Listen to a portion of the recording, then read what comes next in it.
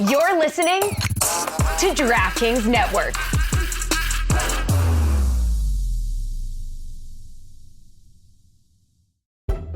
Hey, aren't you that PBM? Middleman, at your service, doctor. Don't you get rebates that save money on medicines? Oh, PBMs like me get big rebates. So why do patients tell me they're worried about their costs? No one says we have to share the savings with patients. Congress should make sure medicine savings go directly to patients, not middlemen. Visit phrma.org/middlemen to learn more. Paid for by pharma.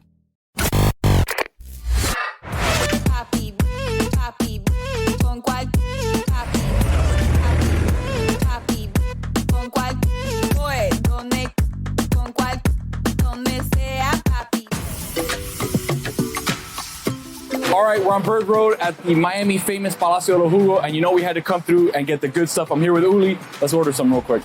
Okay, para mí, una colada si puede. Un jugo melón, por favor. When was the last time you had a jugo de melón? It's been a while, man. Enjoy this. Gracias. Gracias. Yeah.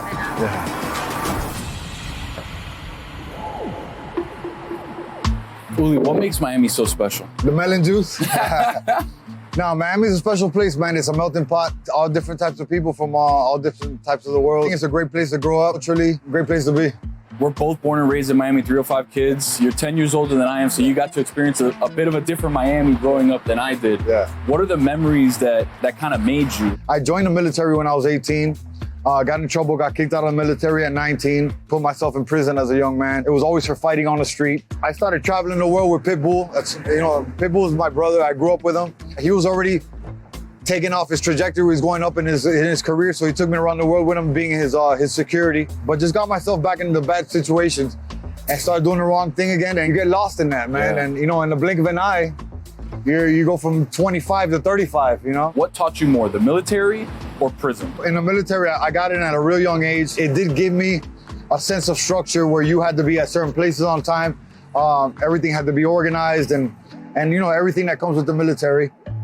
And then once I got to prison, it's kind of the same concept. If you're not on time, you miss it, whether it's meals or classes or anything you got to do.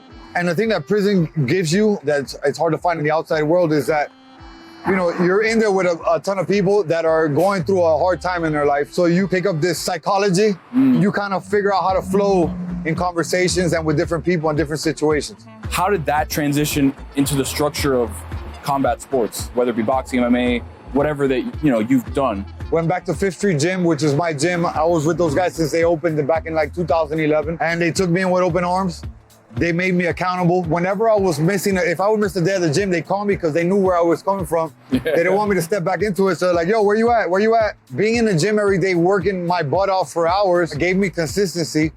And consistency opened many doors for me. If something happens on the street where before I used to let my temper kind of take over, now with all my training, I kind of take a step back, analyze the situation, and move forward accordingly. It's almost like the more badass you are, the more reserved you are on the street, because Absolutely. like, hey, in 3 seconds, it can be over. Exactly.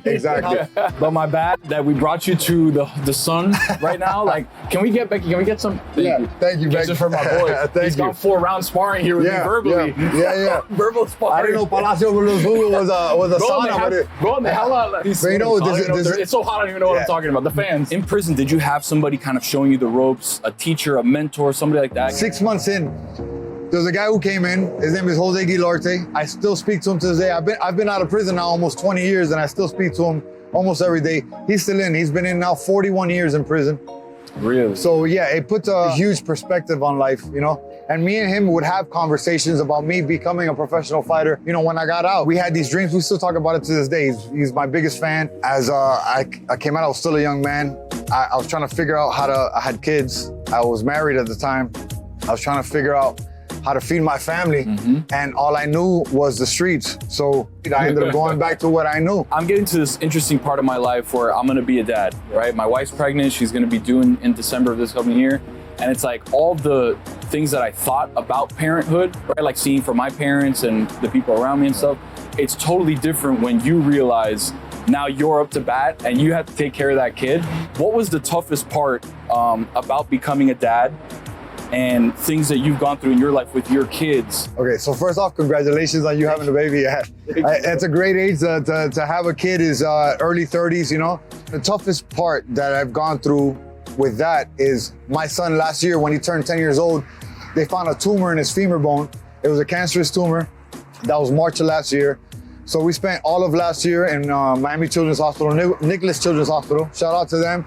Shout out to all the nurses at the 6th Tower. Badasses. Yeah, badasses, heroes. Not all heroes wear capes, man. And those are those ladies and those men that work there. A lot of them wear scrubs, bro. Exactly, exactly. Again, I believe in God. I was asking God to give me my son's sickness, you know, and it didn't happen that way. My son took it at 10 years old, went through, you know, in total, like 28 weeks of chemo, surgery to remove his femur bone and put a new one in. He's back. He's, you know, he's back walking. He's back kicking ass.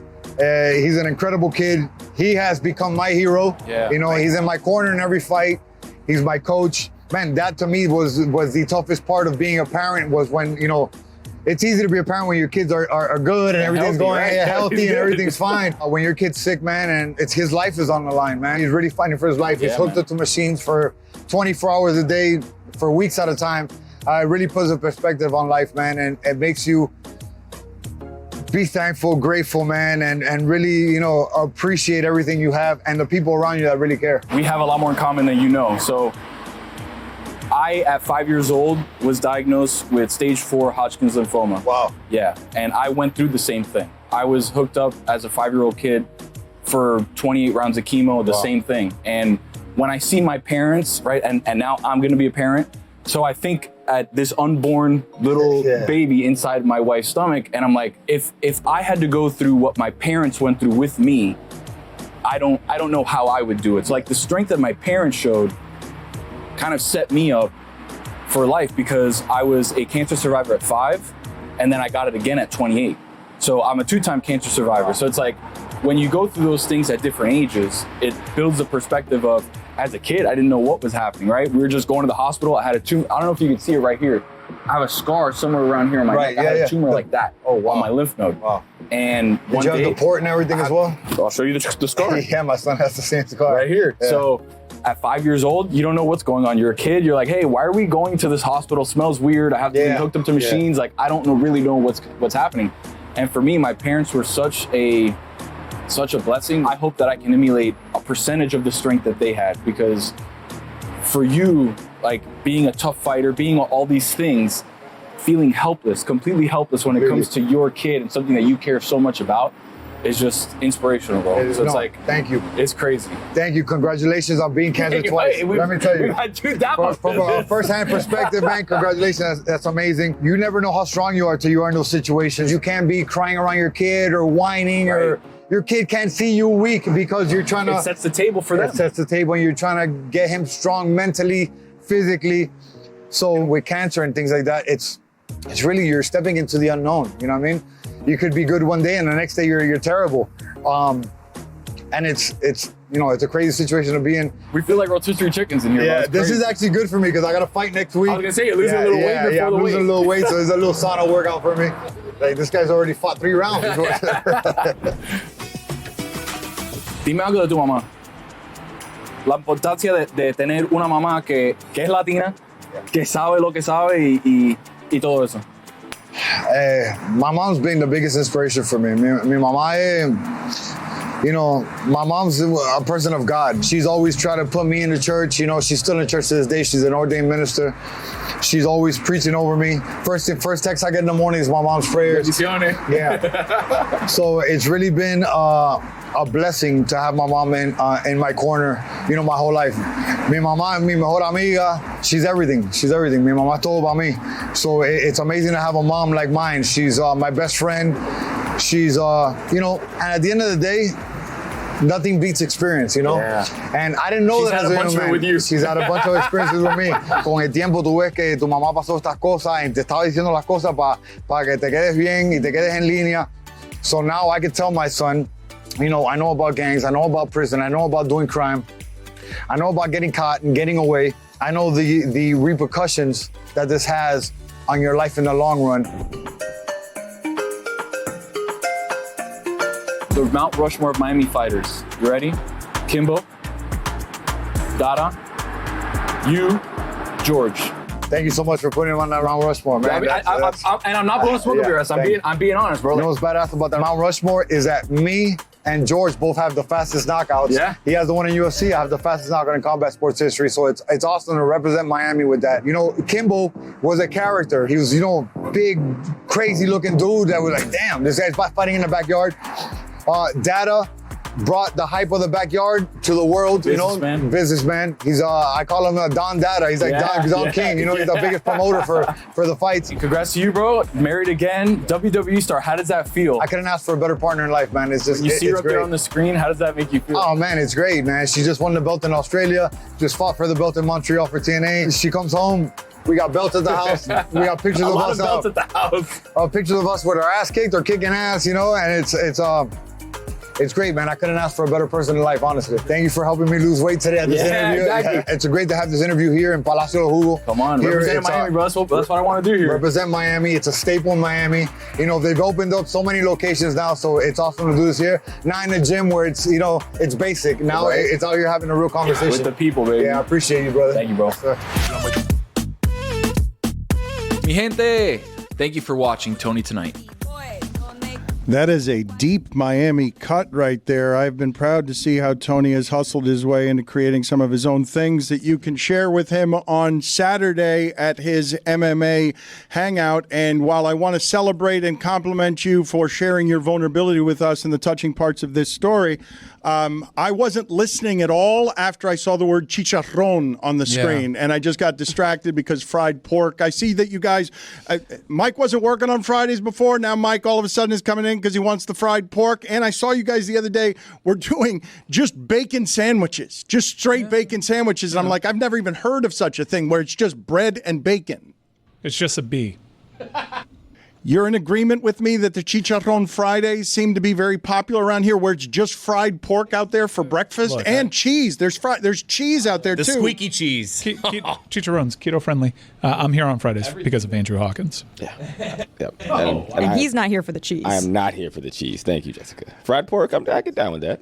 Chicharrón is delightful. What are you doing on Saturday, Tony? It's tomorrow night. Tell the people again so they can come join you because you get into those Miami crevices. Yeah, Dan, we are going to be live at Casa Tiki, the #1 bar in the world for Christmas. Festive. It's Christmas themed right now. Mike will probably be out there. Yeah, I'll be out there. Most of the team will be out there. We'll be starting off the show at 10 o'clock for UFC 310, which is stacked top to bottom as usual. Come hang out with us. The drinks are awesome. Miracle on Calle Ocho at Casa Tiki, UFC 310, MMA Hangout presented by Cuervo. I wanted to ask you guys an Ask Video to get for me the Netflix thing that we were all laughing about, the preview that came out of Enigma, the Aaron Rodgers story. But I also wanted to ask you about the story, if you guys could get me the crediting on this. I don't know who Shailene Woodley told this to, because initially she said she didn't want to talk at all about her relationship with Aaron Rodgers because it always makes her cry. And then the subsequent reporting I saw on that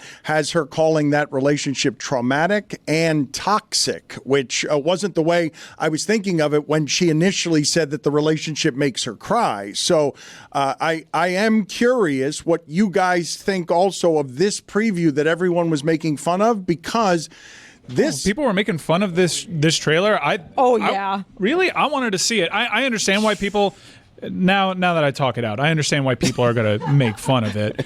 It's called Enigma. Dude, I read an entire book trying to learn more about Aaron Rodgers because I do think that he's an interesting case study. You can debate whether or not he's interesting. I think he's had a fascinating career with a lot of twists and turns. And more recently, I have a bunch of questions. He doesn't seem to want to give me answers with his media availabilities all that much. He just really likes to revel in the fact that I don't know the truth. So this is your truth.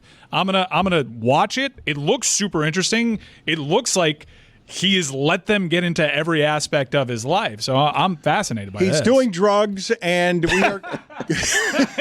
Yes. He's doing drugs. He's on crack. I imagine crack. Who was on crack? I imagine he agreed to this when he thought this season was going to go well. He's going to be like, we're going to be in the playoffs. People are going to want to watch a doc about me. And now it's just he's bad, and it's just this.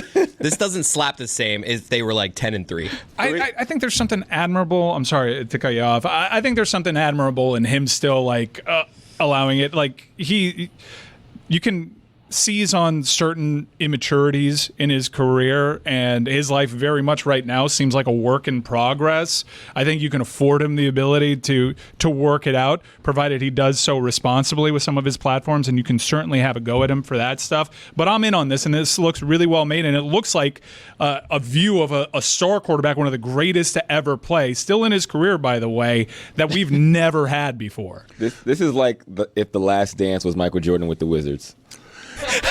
This is what this feels like. They're 3-9. That was a much better way to describe it than he's on drugs. Well, the other way that I was going to describe it is you might be interested in the movie, but this, for all the weirdness around Aaron Rodgers, ex-girlfriend saying traumatic and toxic, we don't have that. I haven't seen that one. Like actually, when it comes to him, especially if you read the book, like like the Olivia Munn thing. Like I don't like to get in too much into people's personal lives, but it's a thing. It's a thing with him, and people are fascinated. He's dated a lot of starlets. I don't think you have to feel bad for that if he's making a Netflix documentary about his life. I don't think you have to be like, I don't want to get into his personal life. If he's like, here's my personal life. This is the stuff that I'm into right now. Fair enough. Yeah.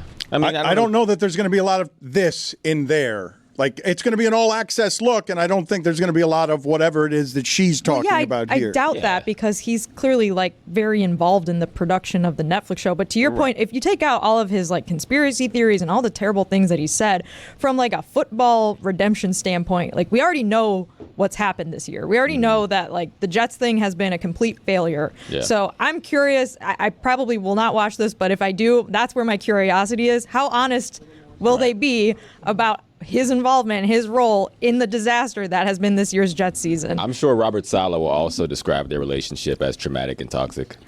I would say that the history of sports has not seen a lot of public changes quite that looked like this one, like this kind of short-circuiting on somebody who goes from a State Farm insurance guy to all the things Aaron Rodgers has been since becoming the commercial spokesman. I'm not going to file it under fun CTE or even like the stuff happening with Antonio Brown, but there is some stuff here worth examining on the fact that we have never seen a quarterback go into this particular descent spiral. Like, it's super weird. It's a super weird thing that we just had happened to a famous person where you think differently about him now than you did even 4 years ago in a way that doesn't have a lot of things that I could compare it to in the history of the sport. Yeah, I felt like I lost my soul, myself, my happiness, my joy. I really understood depression and anxiety and like complete soul detachment. Shailene Woodley, Robert Saleh, handshake me. I would say Olivia Munn has said stuff about previous relationships that you could deduce. Now, she's never actually put it on Aaron because she doesn't speak like that. But if you parse through her interviews, the stuff that she said about her time there is a little bit more damning. I am going to watch this because something happened 4 years ago, and I'm sure throughout this, it's my best opportunity to understand what happened because I do kind of want to understand. This is a guy that is still probably, like, in terms of while he was going, was my favorite football player of all time. Do you think, though, and I mean, Ian O'Connor interviewed a whole lot of people. Ian O'Connor's book, I'm guessing, is going to be better than the documentary. You think so? No. I read the entire book with my ears. And while I enjoyed it, especially like the old Pac-12 football stuff, that was incredible. O.J. Atagwe, what a name. What a game that they had against USC. And also, they got screwed in the BCS. They lost one game to number one. Well, they dropped two, but Mac Brown's like, we belong in the Rose Bowl. BS. Anyways, he only sits down with Ian to confirm or deny some of these things and apply context for about an hour. The rest of it's Ian getting into his life, and he afforded Ian the opportunity to come and run some stuff by him. This is all Aaron. So we're not getting into his relationships with Ian O'Connor's not specifically asking Aaron about that. Aaron will just say there are two sides to every story. Well, this seems to be his entire side, and I am interested in that. The reason that I'm asking you the question that I was is that I would assume a reporter who does not have to have the access to tell the story is going to tell a more illuminating story as someone who wants to understand Aaron Rodgers than a documentary made by Aaron Rodgers so that you understand him. But the footage is so compelling. Like, Aaron Rodgers is at like a drugs retreat openly weeping. Like, Again, went through that entire Ian O'Connor book. There was nothing that compelling. But that's what ayahuasca is. Yeah, like, every time I'm at a drug retreat, I openly weep. It's literally on the menu. Like, I'll take the openly weep piece. It is so interesting to watch this dude just do drugs his last year in the NFL, and everybody's like, yeah, whatever. I'll give you another hot take. Isn't it a white privilege, before you do, isn't it a white privilege For sure. that he can just openly be doing this while his play just goes in the toilet? I like to think of us all trying to do things like Stephen A. now to try to get some of that money. He's doing drugs. I like him. What I don't like is 40-year-old football players. That's my hot take. That you shouldn't play in the NFL 40 plus. Like, I think there's once you get to that age, you start to see things from people that the general public is not. Brady won a Super Bowl over 40. I know he did. He was great. He was great. But also, do you remember all the conversation around Brady? Do you remember him being really good and us being super bored? Do you remember him going through a divorce while he's playing in the NFL at 45 years old? You're not supposed to be doing that. It's a tough place to go through middle age. And I feel like that's what's going on with Aaron Rodgers. Howdy, folks. It's Mike making this podcast time Miller time. That's right. Miller Lite makes all the great times even better. Why? Dependability, for one. Great taste, less filling. You know exactly what you get. Everybody's going to be happy because they're going to be drinking on a beer that tastes like beer. Can you imagine it? A taste that you know that you can depend on. No games, no gimmicks, just great beer for people who like beer. And that is immense come this holiday season. Say you're hosting or you're going over to a holiday party. What do you bring with you? 12-pack of them Miller Lights. Beautiful color, wonderful white cans. This incredible flavor that you know only Miller Lite can deliver you. And at just 96 calories and 3.2 grams of carbs per 12 ounces, Miller time is always a good time. Making memories at your year-end gatherings tastes like Miller time. Go to MillerLite.com/Dan to find delivery options near you, or you can pick up some Miller Lite pretty much anywhere they sell beer. Tastes like Miller time. Celebrate responsibly. Miller Brewing Company, Milwaukee, Wisconsin. 96 calories and 3.2 carbs per 12 ounces. Fewer calories and carbs than premium regular beer.